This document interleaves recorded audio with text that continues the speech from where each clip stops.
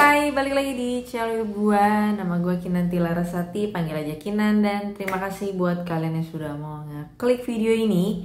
Dan di video kali ini cukup rame gitu ya. Ada beberapa komentar sih yang masuk ke YouTube gua waktu gua ngebahas tentang Lactalis Range ini ya.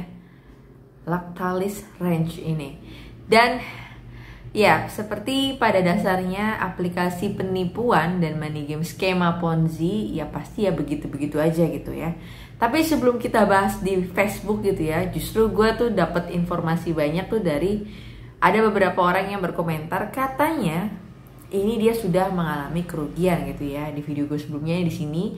Dan kalau kalian lihat di video gue sebelumnya yang di sini gitu ya, itu ada juga orang-orang yang ya tanda kutip gitu ya, oknum-oknumnya yang ya nggak suka lah sama konten-konten gue kayak begini gitu ya. Kayak awal-awal tuh kayak seperti kita lihat nih ya, nih kita lihat nih, saya sudah investasi miliar, aman aja dan sudah buka outlet, nggak usah jelek-jelekin bisnis orang, bersaing secara sehat bro.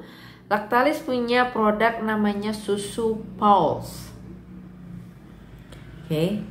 Terus kalau kita lihat ya, terus ada nanya buka outlet di mana gitu ya, buktinya mana bang? Nah, tapi habis itu dia tidak merespon lagi.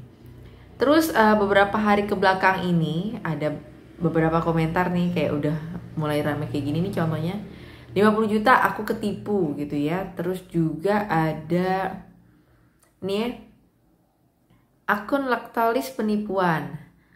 Terus kalau kita lihat nih ya, bang gimana caranya uang saya biar balik, saya udah kena tipu, Lactalis itu masih ada 6,8 bandwidthnya di situ buat kuliah sama berobat, ya Allah gitu ya.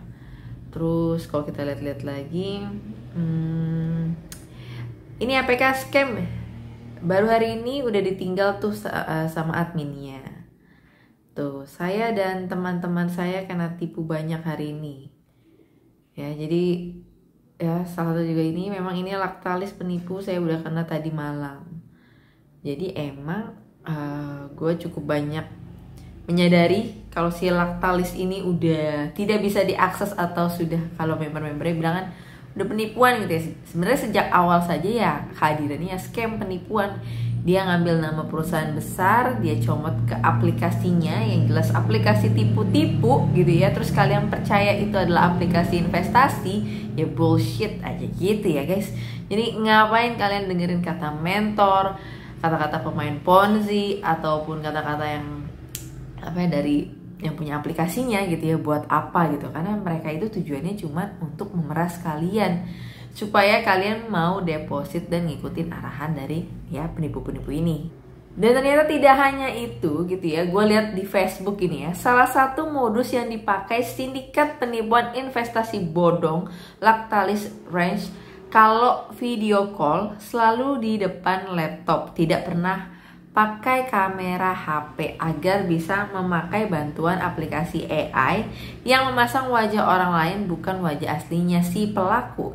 Ini sudah kejahatan internasional, mafia kelas kakap menipu orang. Waspadalah ya. Jadi ini juga menurut gue ini hal yang baru untuk kombinasi dari money game skema Ponzi. Biasanya money game skema Ponzi itu kalau nggak nyewa bule bayaran, comot-comot foto asal-asalan gitu ya, cewek mengaku cowok atau cowok mengaku cewek supaya target marketnya tuh biar lebih gampang gitu. Apalagi kalau laki-laki ketemu wanita kan biasanya lebih gampang luluh gitu ya. Tapi kalau sampai sudah menggunakan AI seperti ini yang wajib kalian hati-hati ya, hati-hati ya. Kayak gini-gini ya, semakin canggih zaman, jangan juga kalian semakin mudah percaya sama orang-orang yang ada di internet sana ya. Terus nih juga ada, bagi siapa yang melihat orang ini tolong hubungi saya atau kantor polisi terdekat. Ini ya sama juga ya penipuan ya orang ini. Terus salah satu yang menjadi ciri-ciri penipu investasi bodong. Lactalis Range mengunci akun Facebooknya supaya tidak diketahui identitas aslinya. Ini adalah akun Facebook sindikat penipu investasi bodong Lactalis Range, ya. Jadi ya profilnya dikunci. Terus ini juga kesel banget hari ini jadi korban investasi bodong Lactalis Range. Rugi 36 juta, adakah yang ketipu sama investasi itu gak? Terus ini juga ada video nih. Kalau kita lihat videonya sih dari ini ya, dari TikTok ya. Kalau kita lihat ini aja, nggak ada suara. Selama 20 hari dapat 2%. Dan keuntungan hariannya 120.000, total keuntungannya 2.400.000. Dan total pengembalian keseluruhannya adalah 8.400.000. Jadi dengan modal 3.600.000, kawan-kawan udah dapat 5.400.000. Udah dapat 5.400.000 dengan modal 3.600.000. Oke, ya udah jelas ya. Apa ya? Mentor-mentor Ponzi yang sedang beraksi cari-cari member lagi. Nah ini yang kemarin-kemarin gitu ya. Jadi kalau kita lihat gitu ya, menurut gua ini mah pasti akan ada lagi bermunculan aplikasi serupa gitu ya, dengan modus mungkin macem-macem gitu ya. Ya suka-suka sama si mafia aplikasinya. Atau juga misalkan dia lagi ngeliat apa sih yang lagi viral, yang lagi happening gitu ya, dia bakal ikutin di sana. Dan saran gue buat para korban gitu yang sudah rugi banyak ya cobalah kalian minta pertanggungjawaban pertama kali kepada orang yang udah mengundang kalian. Ya, dan kalau kalian lihat di sini nih udah nggak bisa diakses ya untuk websitenya, dan gue minta maaf kalau misalkan kalian dengar suara bising banget karena tetangga gue memang lagi renovasi rumah again gitu ya. Dan kalau pertama ya tadi kalian minta pertanggungjawaban sama orang yang telah kalian gunakan kode referralnya atau orang yang telah mengundang kalian ke aplikasi itu.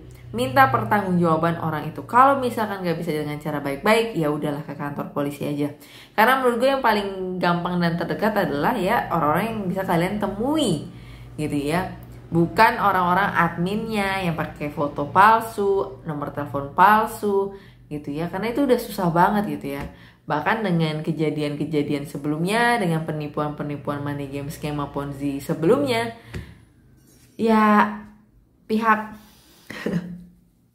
aparat yang membawahi itu ya begitu gitu ya, nggak ada jalan keluar, cuma begitu saja. Dan jangan terlalu besar harapan kalian uang kalian bisa kembali karena itu sangat amat sulit gitu ya. Jadi jadikan pelajaran, besok-besok nggak usah lagi percaya dengan hal-hal yang mudah, easy money kayak gitu-gitu, tugas gampang, duit melimpah gitu ya. Kalian harus jadi orang yang lebih kritis lagi, jadi orang yang lebih bijak lagi. Jangan sampai ya kalian malah jadi balas dendam gitu ya, karena kalian dendam kerugian kemarin, terus kalian juga akhirnya menipu lagi. Orangnya gak kelar-kelar ya money game skema Ponzi, apalagi di Indonesia gitu ya. Kalau misalkan pola pikir masyarakat SDM-nya begitu gitu ya, kayak ya dendam dibalas dendam gitu, kejahatan dibalas kejahatan, ya nggak kelar-kelar gitu ya. So mungkin itu aja untuk pembahasan kali ini, dan sampai ketemu lagi di pembahasan berikutnya. Bye bye.